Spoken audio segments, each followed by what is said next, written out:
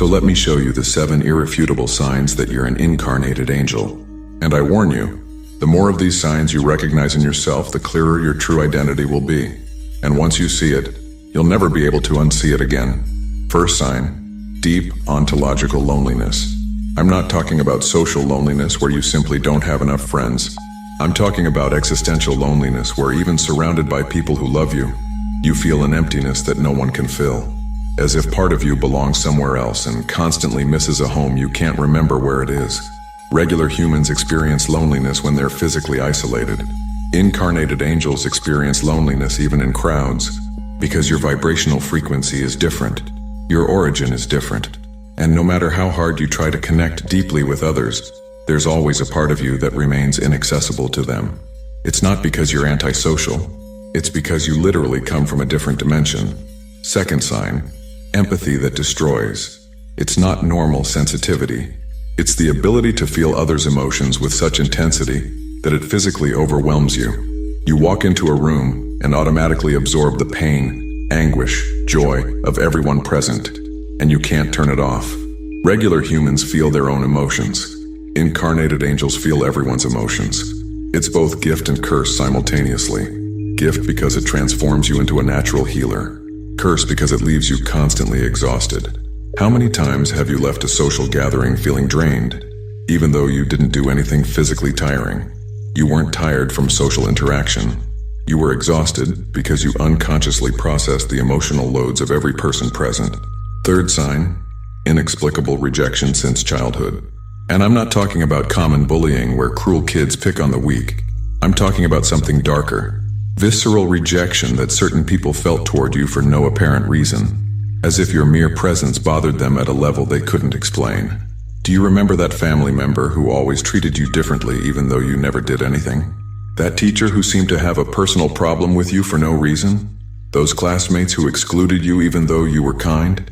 It wasn't personal, it was spiritual. Certain people react negatively to incarnated angels because their souls unconsciously recognize that your light exposes their darkness. Your elevated frequency is unbearable for them.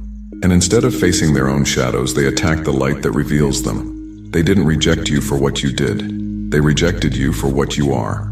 Fourth sign, aversion to falseness that's physically impossible for you to tolerate. You can't fake it. You can't wear social masks.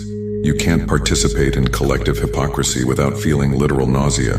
While everyone else seems capable of lying politely, smiling falsely, acting roles they're not, you simply can't do it without feeling like you're betraying something fundamental in your core. Regular humans learn quickly that social survival requires a certain level of falseness. Incarnated angels can never learn that lesson, because it's programmed in your celestial essence to operate solely from truth. Even when truth costs you relationships, jobs, social acceptance, you'd rather be alone being authentic than accompanied living a lie. Fifth sign, supernatural gifts that appear spontaneously. Maybe it's intuition so precise you know things you shouldn't know. Maybe it's the ability to heal simply by placing your hands on someone.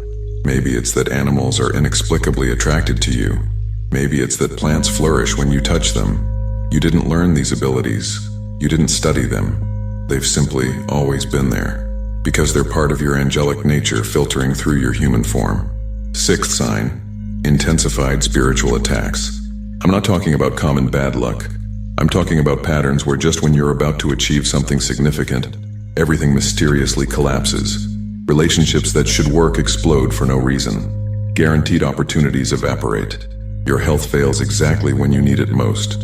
Regular humans face random obstacles. Incarnated angels face systematic opposition. Because hell assigns demons specifically to sabotage your mission. You're not paranoid, you really are being attacked. And the intensity of attacks is proportional to the importance of your mission. The more they attack you, the more important you are. And seventh sign, homesickness for heaven without knowing exactly what you miss. It's a persistent sensation that this world isn't your true home. That you're temporarily here but belong somewhere else. And sometimes, especially in moments of quiet, you feel devastating nostalgia for something you can't identify. It's not depression, it's cellular memory. Your soul remembers celestial dimensions where you existed before incarnating. And part of you constantly wants to return even though you can't articulate where there is.